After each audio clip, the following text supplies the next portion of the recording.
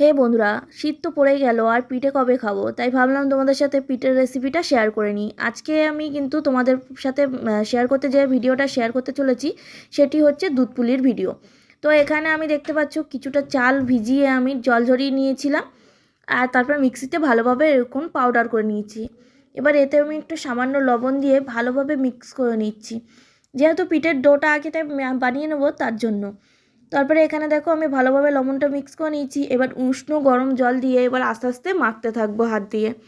এবার যত ভালোভাবে মাখবে তত কিন্তু ভালো হবে। তো তোমরা চাইলে কিন্তু এটা কড়াইতেও মেখে নিতে পারো, আমি কিন্তু এরকম হাতের সাহায্যে এরকম থালির ভেতরেই মেখে নিচ্ছি। আর কিছুটা চালগুড়ি উঠিয়ে নিয়েছি, বেশি জল পড়ে গেলে তখন ইউজ করব। ডোটা বানিয়ে নেওয়া আমার এখানে কমপ্লিট হয়ে গেছে সুন্দর মতো। আর কতটা সফট হয়েছে আর কতটা দেখতে পাচ্ছ টেক্সচারটা। তো মেখে সাইডে এটা রেখে দেবো কিছুক্ষণের জন্য। তারপর এখানে পুরটা বানানোর জন্য চলে এলাম। তো কড়াইতে হালকা একটু জল দিয়ে দিচ্ছি পরিমাণ মতো চিনি। আর আমি কিন্তু দুটোই ইউজ করব, চিনি আবার গুড় দুটোই ইউজ করব। এখানে দেখতে পাচ্ছ গুড়টাও দিয়ে দিলাম। এবার ভালোভাবে গুড় চিনিটাকে ভালোভাবে গলিয়ে নেব। পুরোটা গলানো টাইম হোক আর না হোক, অল্প একটু গলে এলে কিন্তু এখানে আমি নারকেল গুঁড়ি ইউজ করছি। তোমরা চাইলে কিন্তু ডাইরেক্ট নারকেল কোরানোও ইউজ করতে পারো। আমি রেডিমেড যেগুলো কিনতে পাওয়া যায় সেই নারকেল গুঁড়ো ইউজ করেছি। তো এটাকে ভালোভাবে এবার আমি কড়ার ভেতরে মিক্স করে নেব ভালোভাবে, যতক্ষণ না এই চিনি গুড়ের সাথে ভালোভাবে নারকেলের পাউডারটা ভালোভাবে মিক্স না হয়ে যায়। এবার সুন্দর মতো একটা টেক্সচার চলে আসুক, যেমন নারকেলের ছাই বানাই, মানে নারকেলের নাড়ু বানানোর সময় যেরকম টেক্সচার নিয়ে আসি সেরকমই আমাদের নিয়ে আসতে হবে পুরের জন্য। সুন্দর মতো নাড়াচাড়া করে এবার মিক্স করে নিচ্ছি, দেখতেই পাচ্ছ পুরটা আমাদের রেডি। এবার কিন্তু আসল যেটা পিঠে বানানোর প্রসেস সেটা শুরু করতে হবে। চলো করা যাক। পিঠেগুলো কীরকমভাবে শেপ দেবে সেটা আমি দেখিয়ে দিচ্ছি। অল্প একটুখানি ডোটা হাতের সাহায্যে এরকম গোল্লা করে নিয়ে হাতে কিন্তু বাটির মতো আকৃতি করে নিচ্ছি এখানে নিয়ে এর ভেতরে কিন্তু আমি পুর দিয়ে মুখটাও বন্ধ করে দেবো। অনেকটা মোমোর মতো শেপ দিচ্ছি আমি, তোমরা দেখতেই পাচ্ছ। মোমোটা বেলে নিতে হয় আর এটা বেলতে হয় না, হাতের সাহায্যে এরকম পিটিয়ে এরকম বড় বাটির মতো করে নিয়ে তার মাঝখানে পুরটা দিয়ে দিলেই হয়ে যাবে। এবার ভালোভাবে আমি মুখটা বন্ধ করে দেবো। আর এখানে আমার কোনো জল ইউজ করতে হবে না, এমনি হয়ে যাবে। মুখটা বন্ধ করে নিতে পারবো, দেখতেই পাচ্ছ বন্ধ করে নিলাম। তো এইভাবে তোমরা আমার মতো সহজভাবে বানিয়ে নিতে পারো আর খেতে কিন্তু অসাধারণ হয়। বাড়িতে অবশ্যই একবার ট্রাই করে দেখো, তোমাদের অবশ্যই ভালো লাগবে। তো দেখতে পাচ্ছ রেডি আমার পিঠে বানানো। তো এবার যেটা মেন কাজ, কড়াইতে আমি এখানে দুধ ইউজ করেছিলাম। দুধে কিন্তু দিয়ে দিয়েছিলাম 2 চামচ পরিমাণ চিনি আর দিয়ে দিলাম 3টে এলাচ।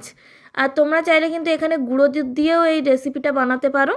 আমার কাছে লিকুইড দুধ ছিল তাই আমি লিকুইড দুধ দিয়ে করে নিয়েছি। এবার পিঠেগুলো একে একে জলটা ফুটে এলে এখানে কিন্তু পিঠেগুলো ছেড়ে দেবো আর একটু নাড়াচাড়া করে নিবে, কারণ হচ্ছে তলা দিয়ে যাতে না লেগে যায়। এটা দেওয়ার পরে কিছুক্ষণ জোরটা কমিয়ে গ্যাসের ফ্লেমটা লোতে রেখে আমরা কিন্তু ভালোভাবে পিঠেগুলোকে সিদ্ধ হতে দেবো। আর যতক্ষণ এটা না হচ্ছে আমরা কিন্তু আস্তে আস্তে কিছুক্ষণ পরপরই কিন্তু কড়ার ভেতরে নেড়ে চেড়ে দিতে হবে, না হলে কিন্তু নিচে থেকে পিঠেগুলো লেগে যাবার ভয় আছে।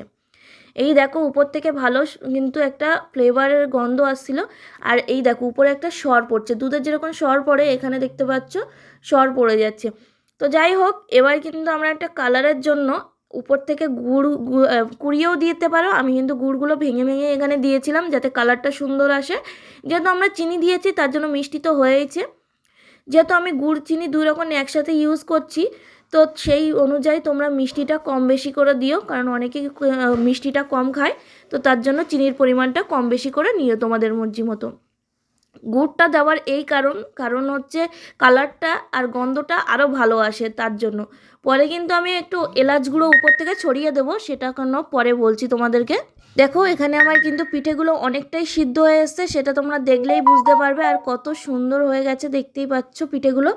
আর একটাও কিন্তু পিঠে ভেঙে যাচ্ছে না। আর পিঠেগুলো অনেকটাই সফট হয়েছে, তাই আমি কিন্তু আস্তে নাড়াচাড়া করার চেষ্টা করছি যাতে পিঠেগুলো না ভেঙে যায়। এইভাবে বাড়িতে অবশ্যই একবার বানিয়ে দেখো, তোমাদের খুবই ভালো লাগবে। গুড়গুলো যত গলে যাচ্ছে আর এখানে কালারটা তত সুন্দর আসছে, দেখতেই পাচ্ছ। ঝোলটা কতটা গাঢ় চলে এসছে দেখতেই পেলে। তো যাই হোক, আরেকটু আমরা গাঢ় করব, কারণ যত এই ঝোলের টেক্সচারটা টাইট হয়ে যাবে তত কিন্তু খেতে ভালো লাগবে। তো যাই হোক, এবার আমি সুন্দর মতো একটু নাড়াচাড়া করে দিচ্ছি, যেহেতু যত ঝোলটা মরে আসবে তত কিন্তু এটা তলা দিয়ে লেগে যাওয়ার ভয় থাকে। তো তার জন্য এরকম নাড়াচাড়া করতে থাকতে হবে অনবরত। আমি আরেকটু গুড় দিয়ে দিলাম এখানে, দিয়ে আর কিছুক্ষণ নাড়াচাড়া করে নেব সুন্দর মতো। আর কালারটা এত সুন্দর এসেছে, তোমাদের না দেখে বলতে পারবে, এটা দেখেই কত সুন্দর লাগছে, খেতে আরও সুন্দর লাগবে।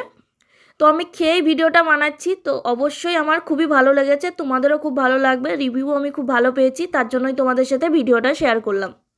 তো যাই হোক, এই জিনিসটা যত বাসি করে খাবে কিন্তু তত ভালো লাগে। তো এখানে আমার রেডি হয়ে গেছে, আমি একটা পাত্রে উঠিয়ে নিচ্ছি। দেখো রেডি আমাদের দুধ পুলিরই। তোমাদের রেসিপিটা কেমন লাগলো কমেন্ট বক্সে জানাতে কিন্তু একদমই ভুলবে না। আজকে ভিডিওটা এখানেই এন্ড করছি। ভালো থেকো, সুস্থ থেকো, নিজেদের খেয়াল রেখো।